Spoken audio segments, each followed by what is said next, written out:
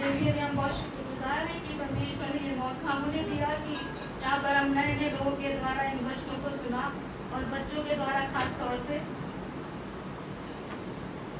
ये जो आखिरी वाणी है प्रभु यीशु मसीह की क्रूस पर से 7वीं वाणी, जिसमें वो कह रहे हैं, हे पिता, मैं अपनी आत्मा तेरे हाथों में सौंपता हूँ। बाइबल के अनुसार जो 7वां जो अंक है वो कार्य की परिपूर्णता के पश्चात विश्राम का अंक है। 6 दिन तक यीशु ने सृष्टि की रचना को पूरा किया और 7वें दिन विश्राम। 6ठी वारी में यीशु ने कहा पूरा हुआ। क्या पूरा हुआ? मनुष्य जाति के उद्धार का वो कार्य पूरा हुआ। परमेश्वर के आने का मकसद पूरा हुआ। यीशु के आने का जो मिशन था इस दुनिया में वो पूरा हो गया। और अब जब तक कुछ पूरा हो चुका है तो यीशु 7वीं वाणी में यीशु के हाथ में विश्राम पाने की वाणी है। पिता परमेश्वर के हाथ में विश्राम पाने की वाणी है। अधिकांश आपने देखा होगा कि लोग जब मृत्यु के उस मंजर से गुजर रहे होते हैं बहुत नजदीकी से, तो वो ना ढंग से बोल पाते हैं, ना ढंग से चल पाते हैं, मेंटली फिजिकली बहुत हर जगह से बहुत वीक फील करते हैं हर तरीके से। लेकिन यीशु भी उस यातनाओं से, घंटों की उस प्रताड़नाओं से, उस वेदनाओं से गुजर रहे हैं और कई घंटों के वो प्यासे भी हैं, लेकिन इसके बावजूद भी वो सूली से आवाज निकाल रहे हैं, हे पिता, मैं अपनी आत्मा तेरे हाथों में सौंपता हूँ। ये ऊंची आवाज किसी निराशा की आवाज नहीं थी, ये ऊंची आवाज किसी डर और भय की आवाज नहीं थी, ये ऊंची आवाज किसी संदेह की आवाज नहीं थी, लेकिन ये ऊंची आवाज एक आनंद की आवाज थी, ये ऊंची आवाज एक विजय की आवाज थी और ये ऊंची आवाज एक जय की आवाज थी। यहाँ पर यूहन्ना 10:17 में कोई मेरे साथ पढ़ दे। 10:17 पिता इसलिए मुझसे प्रेम करता है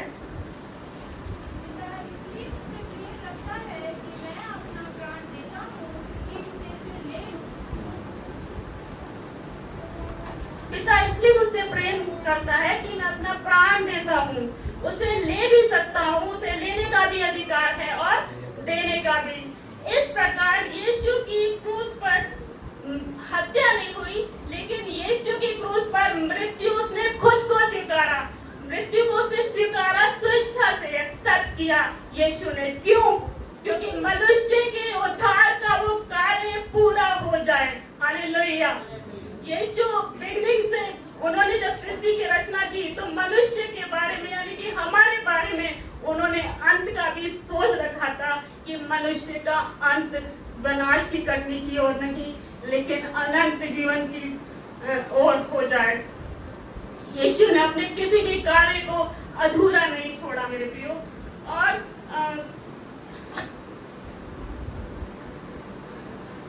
और ये जो भी हो रहा है इस संपूर्ण प्रक्रिया को पिता परमेश्वर जानते हैं। उनके जो भी हो रहा है, यीशु को चढ़ाया जाना क्रूस पर, उनको मारा जाना, उनको इतना प्रताड़ित करना, सब पिता परमेश्वर के कंट्रोल में, उनके नियंत्रण में है। वो सब जानते हैं। इसीलिए वचन में, बाइबल में पहले से इस चीज की भविष्यवाणी भविष्यवक्ताओं द्वारा पहले से ही कर दी गई थी कि मनुष्य के पुत्र का पकड़वाया जाना और मारा जाना संभव है। इस प्रकार यीशु की मृत्यु अद्भुत प्रेम का चित्रण दिखाती है। इस प्रकार यीशु की मृत्यु क्षमा और बलिदान का आदर्श दिखाती है हमें। इस प्रकार यीशु की मृत्यु पिता के प्रति समर्पण और आज्ञाकारिता का स्पष्ट प्रमाण थी। इस वाणी से हमारे लिए जो पहली जो शिक्षा है वो ये है कि वह मृत्यु में सहभागी हो गया, ताकि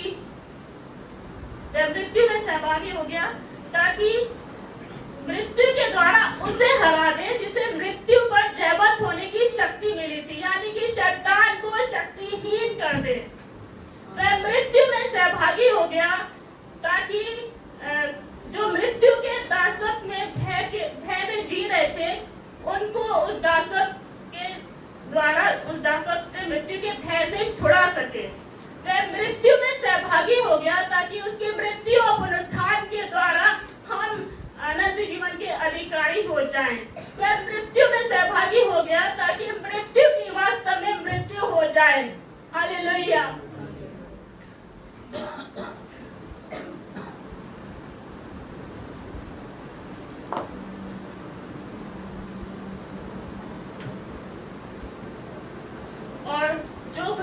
विश्वास रखता है, जो कोई उसमें होकर जीता है, मसीह में होकर, वह इस दुनिया की शारीरिक मृत्यु से पलक झपकते ही इस देह से अलग होकर उस स्वर्गीय पिता की आगोश में चला जाता है, उस स्वर्गीय पिता के अनंत धाम में प्रवेश कर जाता है। वह इससे भी बेहतर संसार में प्रवेश कर जाता है। वह एक स्वस्थ और जीवंत अवस्था में चला जाता है जो मसीह पे विश्वास करता है। एक हे पिता, मैं अपनी आत्मा तेरे हाथों में सौंपता हूँ। एक प्रार्थना थी जो यहूदी बच्चों को बचपन से ही सिखाई जाती थी। वो कुछ इस प्रकार थी, सोने में जाता ऐ खुदा मुझे हराफत से बचा, जो नींद ना आवे आज की रात तो दिल में डाल आसमानी बात, बदहावी और खराबी सब खतरों से पनाह तू दे, और जो मैं मरूं आज की रात, और जो मैं मरूं आज की रात तो मेरी रूह को दे नजात। ये प्रार्थना यीशु भी अपने मुंह से दोहरा रहे थे। यीशु जानते थे यूहन्ना 16:28 में कि वे पिता के पास से इस संसार में आए हैं और इस जगत से वापस पिता की ओर चले जाएंगे। क्या हम भी अपने स्वर्गीय पिता की मर्जी पे चल रहे हैं? क्या हम भी अपने स्वर्गीय पिता की हर एक उस इच्छा को पूरा कर रहे हैं? क्या हम उसके मार्गों पर चल रहे हैं? क्या सच में वही हमारी एक मात्र और स्पष्ट मंजिल है? इस वाणी से हमारे लिए जो दूसरी शिक्षा है वो ये है कि हम अपने जीवन को किसके हाथों में सौंप रहे हैं? क्या अपने संबंधियों पर, अपने रिश्तेदारों पर, या राजनेताओं पर, या मीडिया पर, या अपने स्वयं की ताकत पर कि हम बहुत बड़े बिशप हैं और हम बहुत बड़े आर्च बिशप हैं और हम बहुत बड़े पोप हैं और हम बहुत बड़े तोप हैं? या अपने उस सिद्ध स्वर्गीय पिता परमेश्वर पर जो सब कुछ करने में सामर्थ्य है, जो सब कुछ करने में योग्य है? उसके हाथ से ज्यादा सुरक्षित कोई और दूसरा हाथ नहीं, उससे ज्यादा सुरक्षित कोई और दूसरा व्यक्ति नहीं हमारे लिए, जो हमें संभाल सके, हमारे प्राणों की रक्षा कर सके। अगर सौंपने का अर्थ क्या है? अगर हम अपनी कोई कीमती चीज किसी को सौंपते हैं तो किसी भी गैर जिम्मेदार के हाथ में हम सौंप देते हैं। हम अगर कोई भी अपनी कीमती चीज किसी को सौंप रहे हैं तो इस आशा से कि ये पुनः है उस अवस्था में हमें वापस मिल जाए, तो हम उसके लिए एक अच्छा ईमानदार इंसान देखते हैं कि हमें वापस मिल जाए।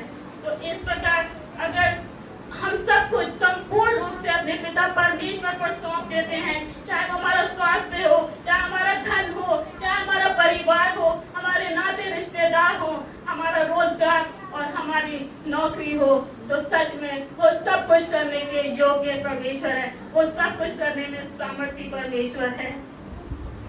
और यदि हम अपने जीवन को उसके हाथों में सौंप देते हैं और उसमें होकर जीते हैं तो सच में मरना हमारे लिए तब ही लाभ की बात है। पौलुस 1:21 में कहते हैं, मेरा जीना मसीह और मरना लाभ है। कब है? जब हम उसमें होकर जीते हैं, उसको अपना सब कुछ मानकर अपना संपूर्ण जीवन उसके ऊपर छोड़कर जीते हैं।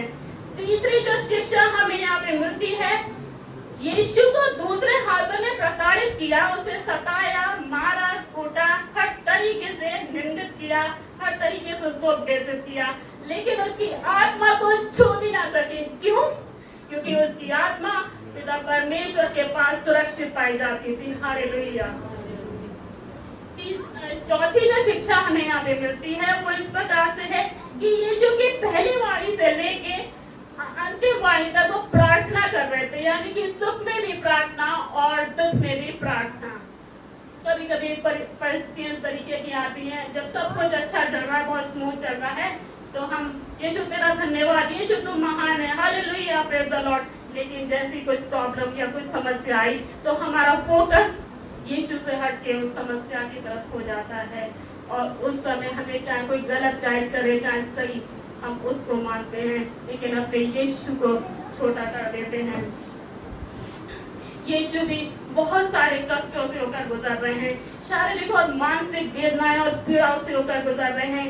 इस पर भी वे अपने पिता परमेश्वर पर पूर्ण विश्वास प्रकट कर रहे हैं। वे प्रेम और आदर्श के साथ प्रार्थना कर रहे हैं और उनकी किसी भी बात में आलोचना नहीं है। वो अपने परमेश्वर पर पूर्ण विश्वास प्रकट कर रहे हैं। यीशु ने क्रूस की पहचान को बदल दिया। जो क्रूस कभी शर्मिंदगी और निंदा और बेइज्जती का कारण माना जाता था, वो क्रूस आज इज्जत का कारण माना जाता है। बड़े बड़े बॉलीवुड स्टार भी अपने गले में, अपने कानों में, अपने ऊपर टैटू बनवा के क्रूस के निशान का घूम रहे हैं, लेकिन उन्हें ये नहीं पता, मेडिकल साइंस की एक रिसर्च आई है, क्रूस का निशान हमारे अंदर पाया जाता है। एक मॉलिक्यूल प्रोटीन स्ट्रक्चर एक ऐसा है जो हमारे अंदर क्रूस के निशान को यीशु ने पहले से ही काट दिया है। मैं चाहूंगी हर्ष भाई दिखाएं प्रोजेक्टर में।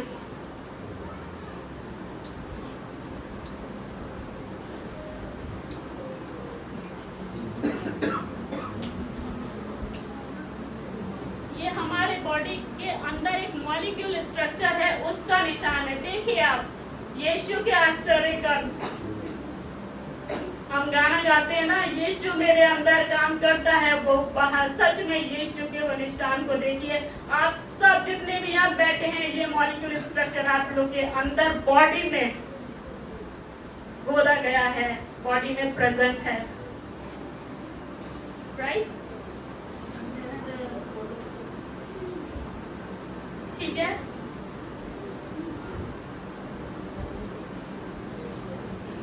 यीशु अब भी अपने पिता परमेश्वर पर पूरा विश्वास प्रकट कर रहे हैं। पौलुस 2 तीमुथियुस 1:12 में कहते हैं, मैं सब दुख उठाता हूँ फिर भी लज्जित नहीं हूँ। क्यों?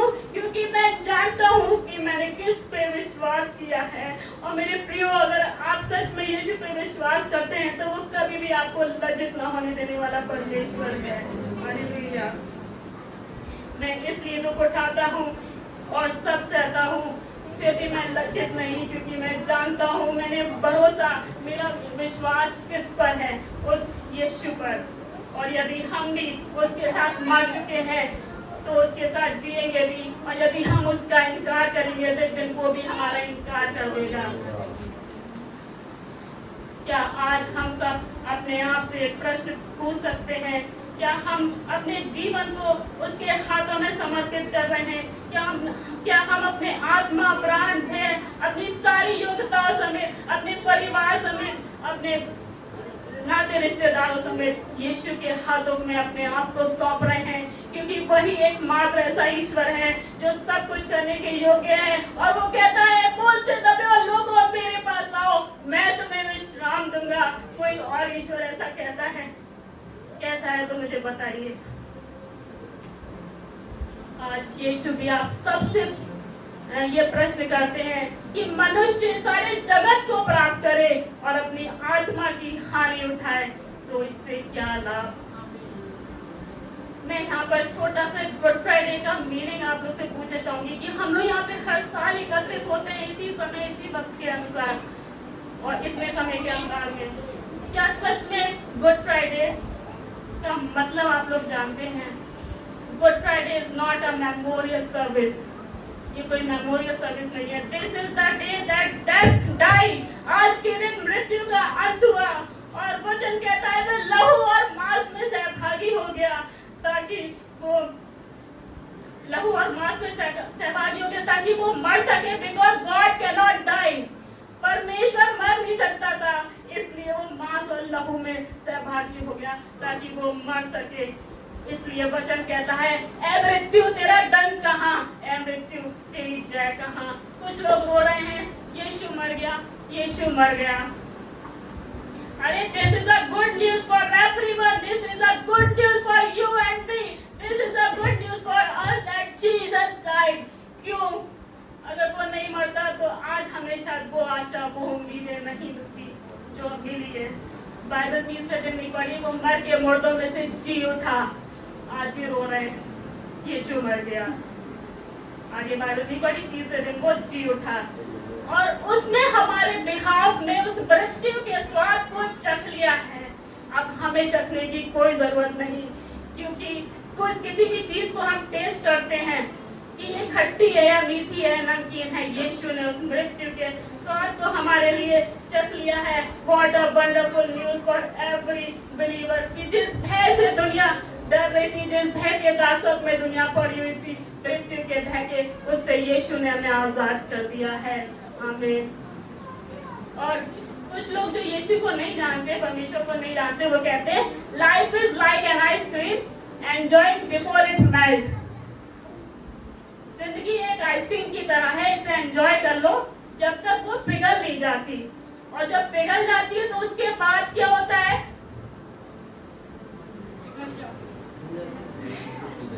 क्योंकि वो नहीं जानते हैं कि उस पार क्या है।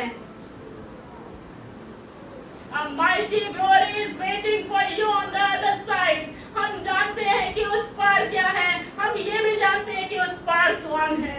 हमारा यीशु जो बाहें फैलाए हमें समेटने के लिए हमारे लिए तैयार है। मरने के बाद यीशु अधोलोक में गए और शैतान से उन्होंने अधोलोक और मृत्यु की कुंजियां छीन ली, ताकि मृत्यु और अधोलोक की कुंजियां उन्होंने छीन ली। इसलिए अब हेल जो है, अधोलोक के फाटक जो है हमारे लिए बंद हैं। अगर आपसे कोई कुछ बोले कि गो टू हेल, तो बोलना भाई वो तो यीशु ने पहले लॉक कर दिया है, अब हेल में हमारे लिए कोई जगह नहीं है। यीशु ने कहा मैं जाता हूँ और तुम्हारे लिए जगह तैयार करता हूँ। हालेलुया। एक छोटी सी घोषणा करेंगे, हम सब ऊंची आवाज में बोलेंगे, यीशु मेरे लिए मर गया, अब मृत्यु का मेरे ऊपर कोई अधिकार नहीं। Jesus died for me. Death has no power over me.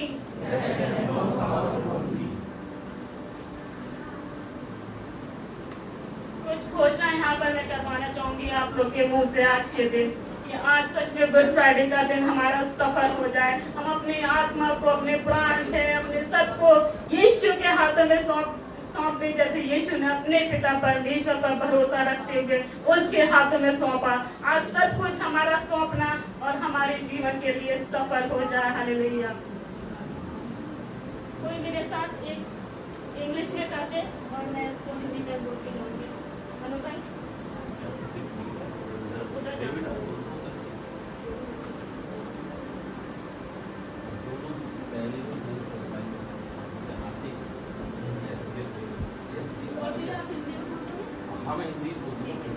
एक हिंदी में बोलेगा और एक इंग्लिश में बोल देगा। ये घोषणा है, हम ये सब साथ मिलकर करेंगे। Jesus is the Lord of my life. Jesus is the Lord of my life. बोलिए जो इंग्लिश बोल सकते हैं। Sickness बच्चे and बोलेंगे, बच्चे सब पढ़ते हैं अच्छे स्कूल में। जी। Jesus is the Lord of my life. Jesus is the Lord of my life. यीशु मेरे जीवन का प्रभु है।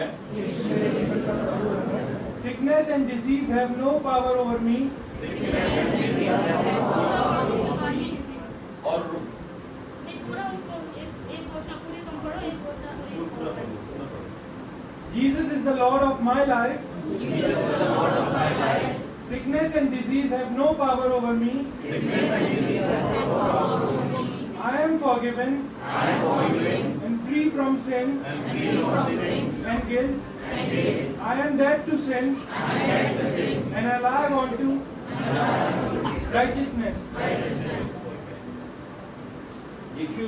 यीशु मेरे जीवन का प्रभु है।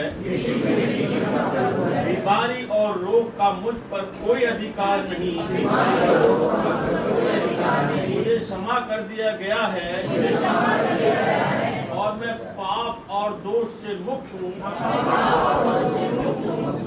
मैं पाप के लिए मर चुका हूँ और धार्मिकता के लिए जीवित हूँ।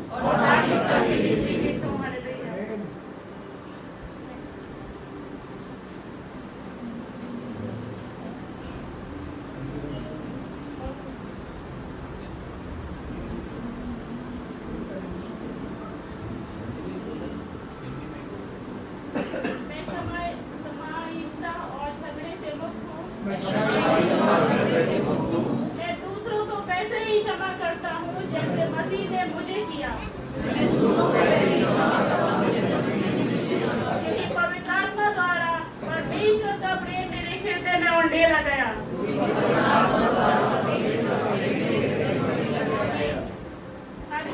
बाद आमीन बोलेंगे।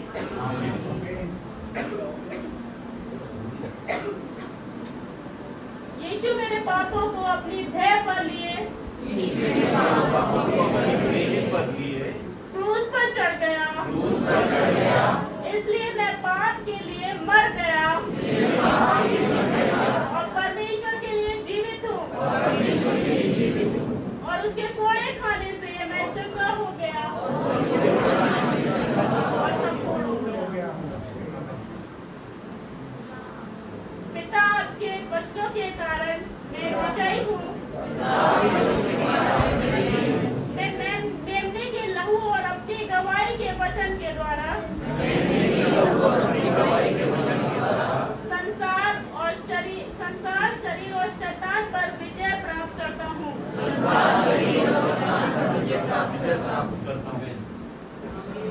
आपने मुझे भरपूर जीवन दिया है।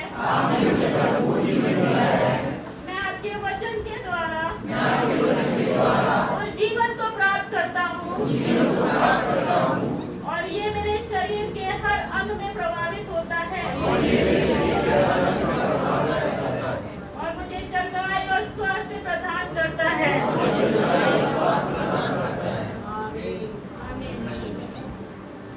स्वर्गीय पिता, मैं आपके वचन पर ध्यान देता हूँ। मैं आपके वचनों पर कान लगाता हूँ। मैं उन्हें अपनी आंखों से ओझल नहीं होने दूंगा। मैं उन्हें अपने हृदय में रखता हूँ क्योंकि वह मेरे सारे शरीर के लिए जीवन और चंगाई है।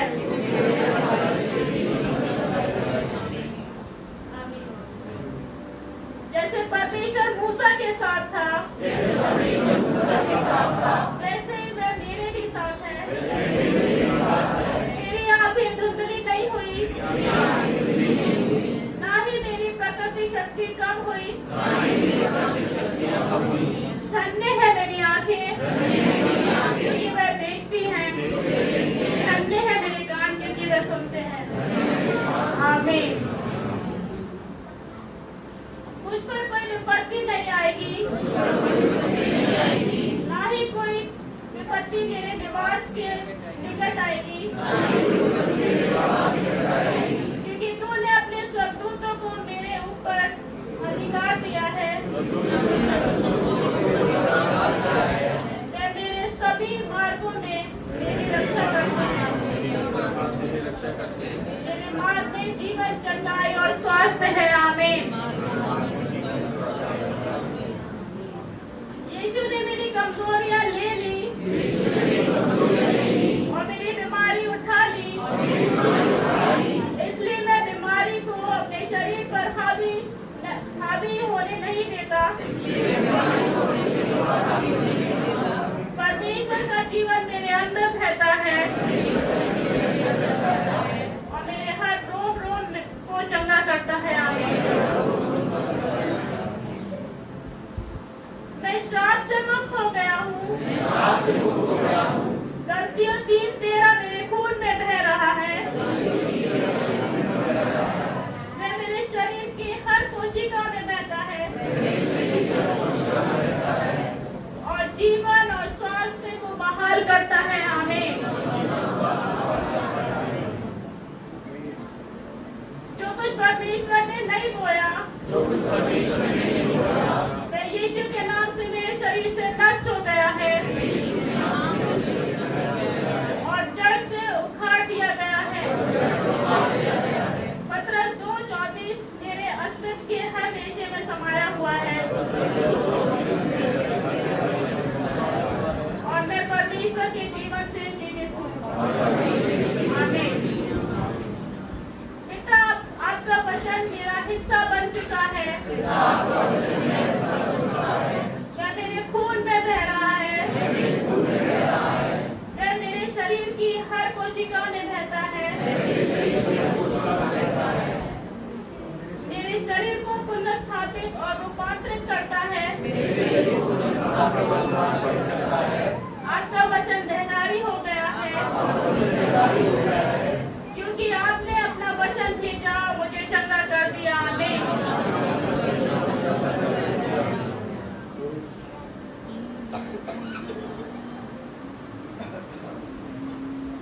हैं